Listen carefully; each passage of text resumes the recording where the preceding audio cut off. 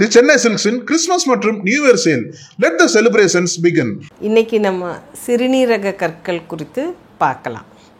இப்போது கற்கள், சிறுநீரக கற்கள்னால் சிறுநீரகத்தில் இருக்கிறதும் அந்த சிறுநீரகத்துலேருந்து, அதாவது கிட்னிலேருந்து வர பாதை, யூரிட்டரில் வர ஸ்டோன்ஸும் வரலாம், இல்லைன்னா பிளாடர், சிறுநீர் பை, இதுலேயும் கற்கள் வரலாம். இப்போது இது ஒரு பேஷண்ட்டுக்கு எப்படி இருக்குது அப்படின்னு நமக்கு தெரியணுன்னா, சில சமயம் வலி இருக்கும். அந்த கிட்னி ஸ்டோன்னா இந்த சைடு இருக்கும், அதே மாதிரி அடைப்பு இருந்ததுன்னா அங்கேருந்து கீழ் நோக்கி வலி பரவும். இன்ஃபேக்ட் நிறைய பேஷண்ட் அந்த கிட்னிலேருந்து வர ஸ்டோனுன்னு வச்சுக்கோங்களேன், அந்த சிறுநீர் தாரையில் இருக்க ஸ்டோன் அடைச்சிதுன்னு வைங்க, ஒரு வலி அவங்களுக்கு அந்த விழா பகுதியிலேருந்து கீழே வரைக்கும் விட்டு விட்டு வலி இருந்துகிட்டே இருக்கும். ஆல்மோஸ்ட் டெலிவரி பெயின் மாதிரி பேஷண்ட் சொல்லுவாங்க. ஸோ அந்த மாதிரி வலி இருக்கலாம். ஆனால் இது யூரிட்டர், கிட்னிலேருந்து வர தாரையில் இருக்க ஸ்டோன்ஸுக்கு தான் இவ்வளோ வலி இருக்கும். கிட்னியில் இருக்க ஸ்டோன்ஸ் அவ்வளோவா வலி உண்டு பண்ணணுன்னே சொல்ல முடியாது. நிறைய பேருக்கு உருளைக்கிழங்கு அளவுக்கு சைஸ் கல் கொண்டு வருவாங்க, வலியே இல்லாமல் கூட இருக்கும். அடுத்தது சிறுநீர் பை, பிளாடர்னு சொல்கிறோம்ல, அதுலேயும் ஸ்டோன்ஸ் ஃபார்ம் ஆகலாம்.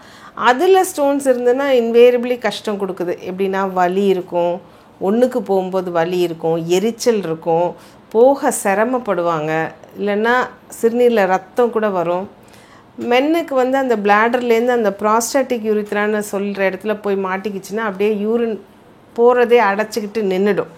திடீர்னு அவங்களுக்கு ஒன்றுக்கே வராமல் அப்படியே துடித்து திணறி போய் அப்புறமா டியூப் போட்டாங்கன்னா ஒரு 1.5-2 லிட்டர் யூரின் வர அளவுக்கு கூட ஆகும். இந்த மாதிரி பல சிம்டம்ஸ் கொடுக்கலாம். ஆனால் சில சமயம் பார்த்திங்கன்னா எந்த சிம்டமுமே இல்லாமல் கூட இருக்கும்.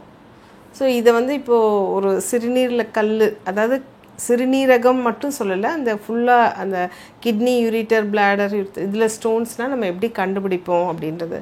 ஃபஸ்ட்டு எப்போவுமே பேஷண்ட்டோட கம்ப்ளைண்ட்ஸ் கேட்டுக்குவோம். என்ன கஷ்டம், அவங்களுக்கு என்ன பண்ணுது, இதனால் அவங்களுக்கு என்ன தொந்தரவு இருக்குதுன்னு கேட்டுட்டு, அவங்களுக்கு வேறு சுகர், பிபி, மற்ற மாதிரி என்ன தொந்தரவுகள்லாம் இருக்குதுன்னு பார்த்துட்டு அவங்கள எக்ஸாமின் பண்ணி, ஒரு ஆப்வியஸாக இப்போ ஒரு பிளாடர் டிஸ்டென்ஷன், ஒன்றுக்கு பை அப்படியே பால்பபிளாக தெரியுதுன்னு வச்சுக்கோங்களேன், அப்போது கல் மாதிரி ஏதாவது அடைச்சிருக்கான்னு தெரியும்.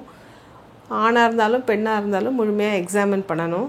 பட் இது மட்டுமே வச்சு இவங்களுக்கு கல் எங்கே இருக்குது, என்ன பண்ண போகிறோன்றது முடிவு பண்ண முடியாது. ஸோ அடுத்த கட்ட இன்வெஸ்டிகேஷன் போயிடுவோம். இன்வெஸ்டிகேஷன் போகும்போது அந்த கல் தானான்னு பார்க்குறதுக்கு ஸ்கேன் பார்ப்போம், அதாவது அல்ட்ராசவுண்ட் ஸ்கேனுன்றது இருக்குது.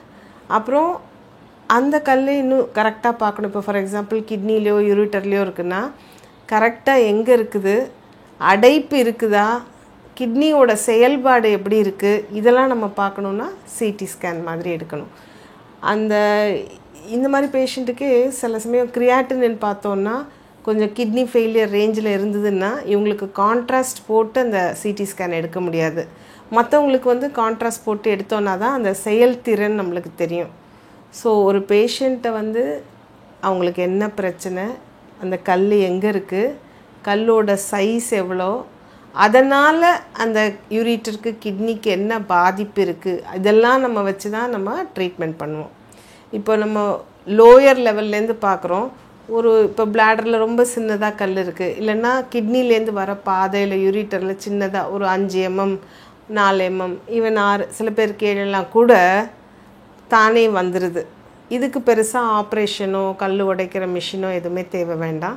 ஓரளவுக்கு ஒரு 2 லிட்டர் தண்ணி குடிச்சிட்டு அந்த கிட்னிலேருந்து வர தாரையில் கொஞ்சம் கீழே இருந்ததுன்னு வச்சுக்கோங்களேன், அப்போ சில மருந்து மாத்திரைகள் இருக்குது, இந்த டாம்சுலோசின் அந்த மாதிரி, அதை போட்டோம்னா அவங்களுக்கு அது லகுவாக வெளியே வந்துடுது.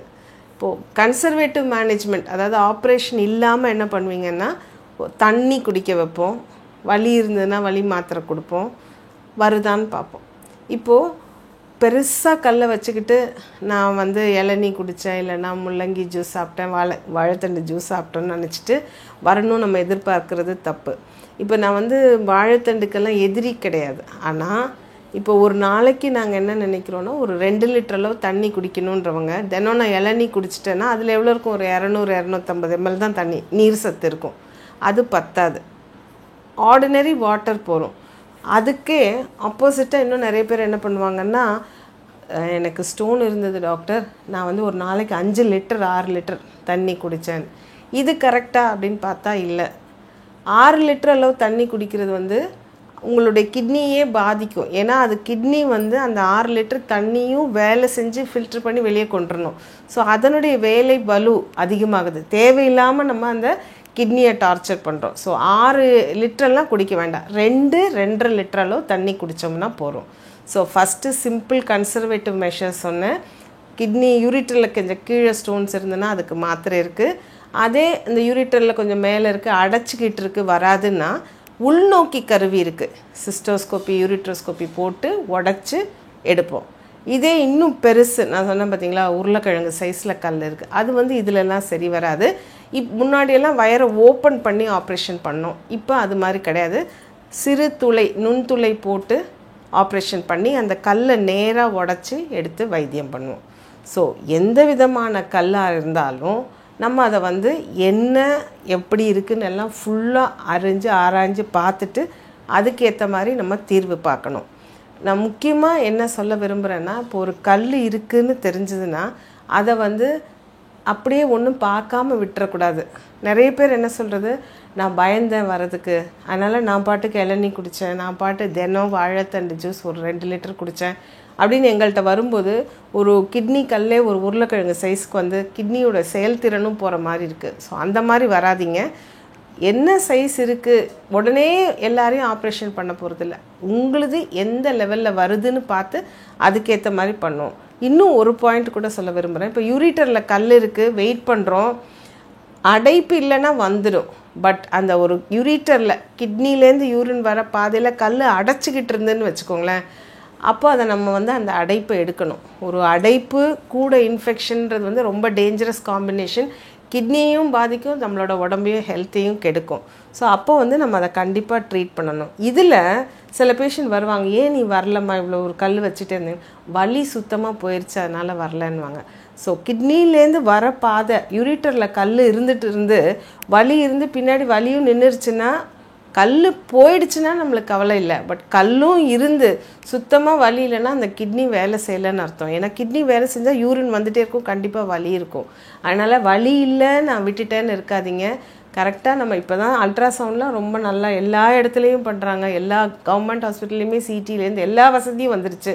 அதனால் சிறுநீரகத்தில் கல் இல்லைன்னா சிறுநீர் தாரை, சிறுநீர் பையில் எங்கே கல் இருந்தாலும் அது எப்படி இருக்குதுன்னு நம்ம பார்த்து அதுக்கு தேவையான சிகிச்சை நம்ம செஞ்சுக்கிறது ரொம்ப நல்லது.